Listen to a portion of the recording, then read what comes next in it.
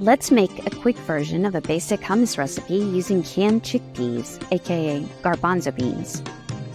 First, add a 1/4 cup of lemon juice from 1 large lemon, and a 1/4 cup of tahini to a food processor. Next, add 1 teaspoon minced garlic, 2 tablespoons of olive oil, and about a 1/2 teaspoon of salt. Then process again. Then add a drained 15-ounce can of chickpeas and process again.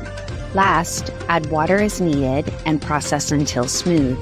Adjust the seasonings to your taste and dietary needs, then top with the garnish of your choice. A drizzle of extra virgin olive oil with paprika is often used, but feel free to customize with any minced green herbs, whole chickpeas, red clay salt, or pink peppercorns. The latter two are excellent substitutes for anyone with a hot pepper or nightshade allergy. Serve the hummus with any variety of seasonal fruit, crackers, pita bread, tortillas, pesto, as well as your favorite fresh and pickled vegetables. I love to assemble my platters with gluten-free options and vegan cheeses for a safe and inclusive, allergy-friendly feast. Perfect for small gatherings and large parties. Enjoy!